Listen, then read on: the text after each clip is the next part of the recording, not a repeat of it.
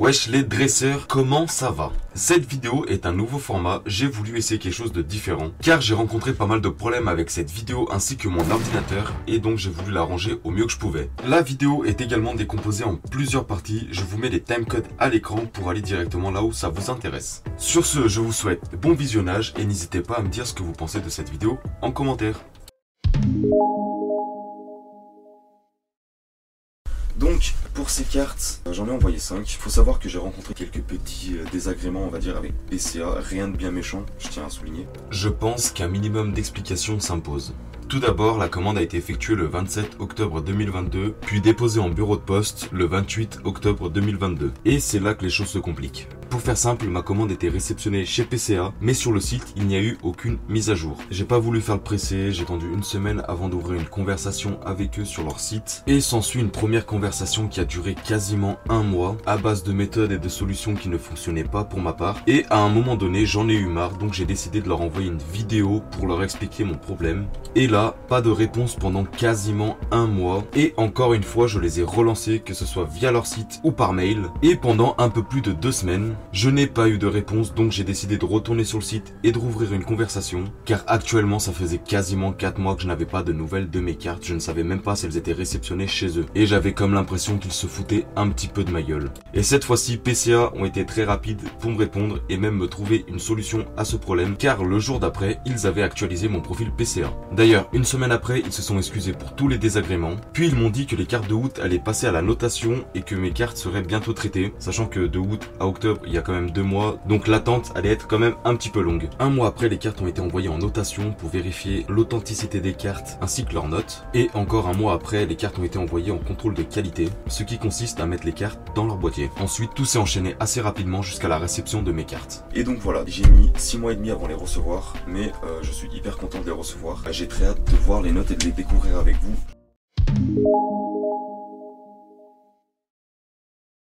C'est parti, donc on déballe. Donc là vous allez voir mes cartes. Comme vous pouvez le voir, il y a des étiquettes parce que j'ai demandé à quelqu'un qu'il me cache les notes. Et j'en profite pour remercier Ata d'avoir pris le temps de faire ces petites étiquettes pour qu'on ne voit pas ni les notes, ni le code barre qui est derrière qui permet de retrouver la carte sur le site, ni même le numéro d'identifiant. Pour la simple et bonne raison que je veux éviter toute falsification, on ne sait jamais. Donc là vous pouvez voir le premier tab et là on a le deuxième que je vais mettre par dessus. Donc on a un Evoli, un autre Evoli, un Pikachu, un autre Pikachu et un Lugia. Alors je ne connais pas les notes, il y a juste celle-ci qui a été un petit peu mal collée, on voit que c'est un P, j'estime que c'est un proche du 9, donc c'est peut-être un 9,5 voire un 9. Pour ces deux cartes, j'avais estimé un 8 et 9 pour les deux, peu importe laquelle. Pour ces deux-là, j'avais estimé pareil, soit 8, soit 9, soit 8, soit 9. Et ensuite, on a celle-ci qui a été estimée à soit 5, soit si c'est en dessous de 5, j'ai demandé à avoir juste un A pour me certifier que c'est une vraie, tout simplement pour la garder dans ma collection. Ce que je propose, c'est de commencer par celle-ci, celle où il y a le plus de chances que ce soit un A à la place d'une note. Et d'ensuite, Pikachu avec celle-là où je me suis un petit peu spoil la note. Et ensuite de découvrir les autres. Et donc, sans plus tarder, on commence avec la première, qui est une Lugia Turbo qui est vraiment magnifique. C'est une carte qui était de Impact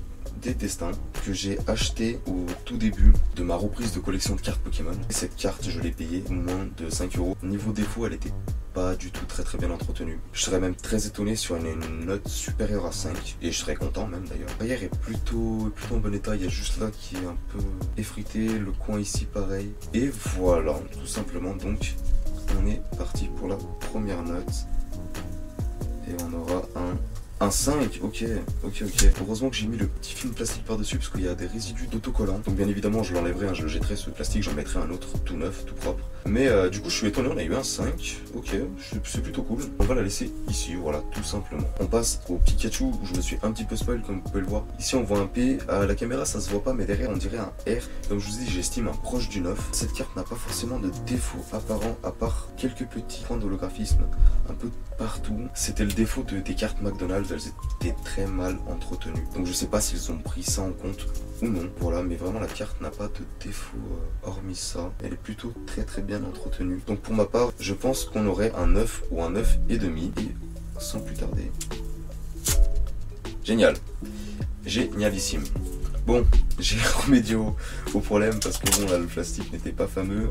On a eu un petit 9, donc c'est plutôt cool, c'est vraiment très sympa, je suis très content. Petit 9 qui fait plaisir et voilà, donc j'ai rien d'autre à rajouter sur cette carte mais je suis très content qu'elle ait un 9 et on va la mettre ici. La deuxième Pikachu, alors je sais plus, c'est celle-ci où on voyait plus de défauts que sur l'autre. Ouais, si c'est celle-là. En fait, là, on voit légèrement. Ici, on en voit un. Voilà, on voit un saut. Ici aussi, un petit saut d'holographisme. Et celle-là, elle en a pas. Donc, je pense qu'elle a un 8. En espérant que non, qu'elle ait plus. Mais pour moi, elle a un 8. Et ça sera un 9, encore une fois. Donc, c'est plutôt cool.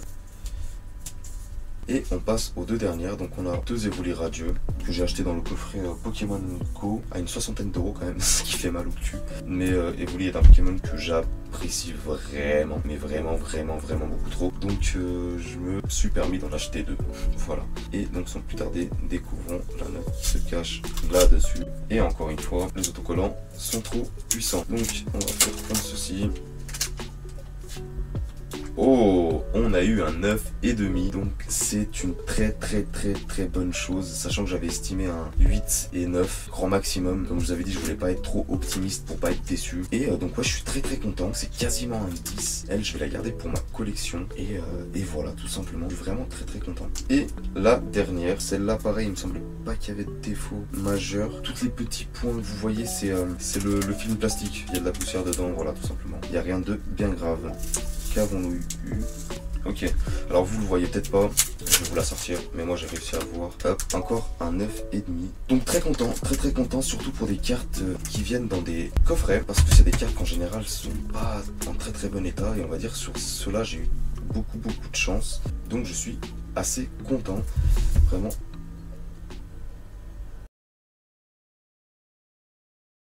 Bon, petite transition car j'avais plus de batterie sur mon téléphone, donc j'en ai profité pendant que ça charge de réaménager tout ça pour qu'on puisse bien voir les notes. Donc petit récap, on a obtenu 2 Pikachu PCA 9. Si j'avais eu un 10, je me serais vraiment posé des questions en toute honnêteté, car les cartes ne sont pas en état de valoir un 10. Pour les Evoli, très surpris, après les cartes n'ont aucun défaut apparent, en tout cas pour ma part j'en ai vu aucun. Ah, attendez, on a un petit défaut ici, là je sais pas si vous le voyez, je sais pas s'ils ont fait attention, mais ici, on a un défaut. Alors ouais, le défaut est clairement sur la carte, et ils m'ont quand même mis un 9,5. Là par contre, je comprends pas. Que ça leur a échappé, c'est une très bonne question. Pour moi, avec ce défaut-là, elle méritait clairement pas un 9,5. Ou alors, si dans ce cas-là, celle-là avec le défaut d'impression, ou ce défaut-là, là bref, à 9,5, celle-là aurait dû avoir 10, car sur celle-là, il n'y a vraiment... Ah si, on a une print line ici. Ouais.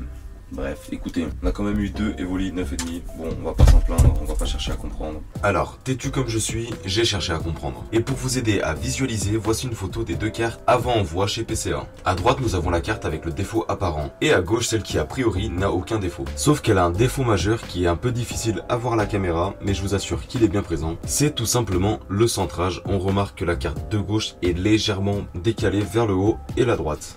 Voilà, maintenant on sait pourquoi j'ai obtenu un 9,5 et non un 10. Et ensuite on a un Lugia qui a eu la note de 5. En toute honnêteté, c'est ce que j'espérais. Car si elle avait un A, ça aurait voulu dire qu'elle aurait eu moins de 5 et du coup j'aurais pas exactement su quelle valeur elle avait, enfin quelle note elle avait, parce que cette carte elle aura aucune valeur vu que je la garde pour ma collection celle-ci. Donc oui, très content qu'elle ait un petit 5, donc ça fait plaisir.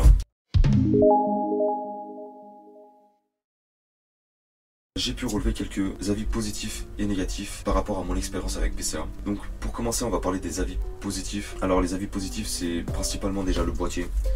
Le boîtier qui est l'un des meilleurs boîtiers car il est assez petit, il n'est pas encombrant, il n'est pas hyper épais. Ensuite c'est le design sympa du boîtier, tout l'espace est utilisé comme il faut, donc l'étiquette, il n'y a pas de...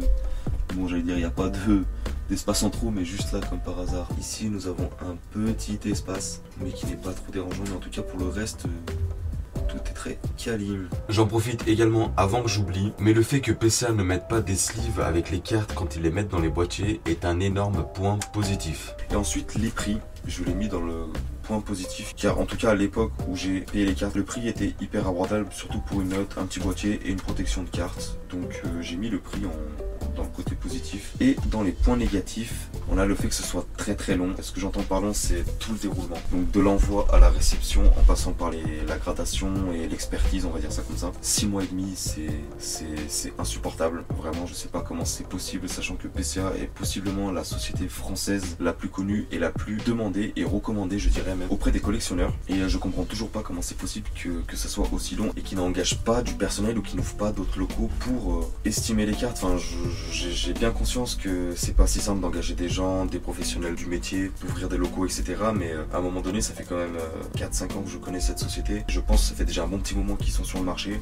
Ils en ont fait beaucoup d'argent, je pense. Même si, encore une fois, tout cet argent n'est pas pour leur poche, c'est pour la société, payer les employés, etc. Mais ce que je veux dire, c'est que je pense qu'ils ont largement les moyens d'engager 2 ou 3 personnes en plus. Ça permettrait d'aller déjà beaucoup plus vite et même d'ouvrir des locaux. Enfin, c'est une société qui marche, qui rapporte de l'argent. Je vois pas ce qui empêche et ce qui empêcherait d'ouvrir des locaux. Mais je sais pas, sur Lyon, sur Marseille, enfin sur des grandes villes, ce qui permet de rendre le truc beaucoup plus accessible. Enfin, imaginez, moi si ça avait été à Lyon, je pense que ça aurait été plié beaucoup plus rapidement dans le sens où Lyon c'est à moins de 2 heures de chez moi. Paris c'est à quasiment 7 heures de chez moi. Je me permets de revenir sur ce que je viens de dire précédemment, car j'ai besoin d'apporter un peu plus de précision là-dessus. Mais en gros, quand je disais d'ouvrir des nouveaux locaux un peu de partout dans des grandes villes, ce que j'entendais par là, c'est de pouvoir permettre aux gens de se rendre sur place et d'éviter d'envoyer ces cartes par la poste, surtout quand c'est des cartes qui valent une bonne petite somme d'argent. Et je pense que d'un autre côté, ça pourrait aussi faire gagner du temps. Après, en toute honnêteté, je suis pas allé me renseigner, savoir si oui ou non ils allaient ouvrir des nouveaux locaux. Mais en tout cas, si ce n'est pas le cas, je pense que ça serait une excellente idée. La notation est rapide, vraiment ça a pris 6 jours au grand maximum. Mais l'envoi, la réception, le début de conditionnement, je ne sais quoi, le contrôle des qualités, etc. Tout le processus prend énormément de temps. S'il vous plaît, engagez du personnel, vraiment engagez du personnel parce que vous avez du potentiel à exploiter. Si jamais quelqu'un qui connaît des gens qui travaillent chez PCA ou même si des gens qui travaillent chez PCA tombent sur cette vidéo, expliquez-moi juste pourquoi le processus prend aussi longtemps. Il n'y a vraiment aucune critique, c'est juste que j'aimerais comprendre comment c'est possible que ça prenne autant de temps, surtout pour des 5 heures. Pareil, je veux bien qu'il y ait beaucoup de clients, mais c'est qu'il y a un problème quelque part, ça manque de personnel, ça manque de temps, ça manque de locaux, enfin je sais pas. Même si vous avez la réponse, n'hésitez pas à me la dire dans les commentaires. Ensuite, le deuxième point négatif, c'est le service client qui est assez long à répondre. Pareil, je pense que ça revient au même truc, c'est que ça manque de personnel. Et comme je vous ai dit précédemment, ils mettent en général 1 à 2 semaines à me répondre, voire plus. Mais hormis le fait qu'il soit très long, le service client est très compréhensif et répond vraiment au mieux à la demande. Donc je pourrais aussi le mettre dans les côtés positifs que dans le côté négatif pour le service client. Ensuite, un énorme point négatif, et vraiment je trouve ça dommage, c'est qu'on n'a pas de sous-notes ni de détails sur les défauts. Bon, pour vous la faire courte, qu'est-ce que j'entendais par sous-notes? Prenons l'exemple d'une carte de chez CCC Grading. Comme vous pouvez le voir, la carte a 4 sous-notes, et ces 4 sous-notes nous font la note principale, ce qui nous permet d'en connaître un peu plus sur l'état de notre carte. Et continuons avec CCC Grading, car en plus de vous mettre une note, il vous glisse un petit carton avec tous les défauts de la carte détaillés dessus.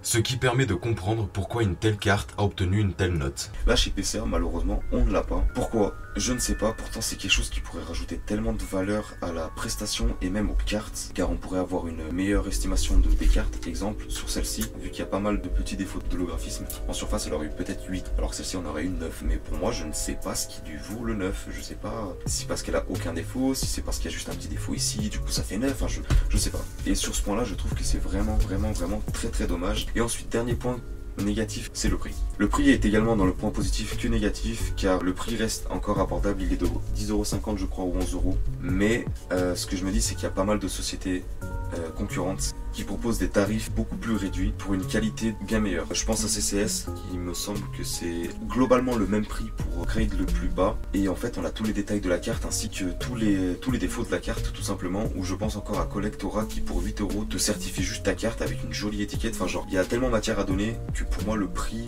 est justifiable mais ne l'est pas non plus pour la qualité qu'ils fournissent. Donc si je dois donner une conclusion ainsi qu'un avis personnel, la conclusion c'est que PCA c'est très bien. Le niveau marché français et confiance sur le marché français, ils sont au-dessus de tous pour l'instant, je tiens bien à dire pour l'instant, car on commence vraiment à avoir de plus en plus de sociétés de gradation émerger. Je pense notamment à Collectora, la société de David Lafarge Pokémon par exemple, qui je pense d'ici quelques années va possiblement beaucoup mieux marcher que peut-être PCA, ou aussi bien marcher en tout cas. Pour l'instant ils sont au-dessus, mais il faut qu'ils se réveillent parce que je pense qu'ils peuvent se faire devancer sur le marché et très rapidement. Mais en tout cas ça reste correct, ça reste très abordable. Et ensuite si moi je dois donner un avis personnel, pour moi moi, c'est une société qui est correcte, vraiment très très correcte. Et je vous conseille même d'envoyer des cartes là-bas. Certes, ils ont eu des problèmes. Je suis pas là pour les défendre ou pour les attaquer. Ils ont eu des problèmes, ils ont su gérer. Tant mieux pour eux. On met ça de côté. Actuellement, ils sont toujours très professionnels et c'est le principal. Même s'il y a quelques points négatifs et quelques défauts comme j'ai pu les énumérer avant.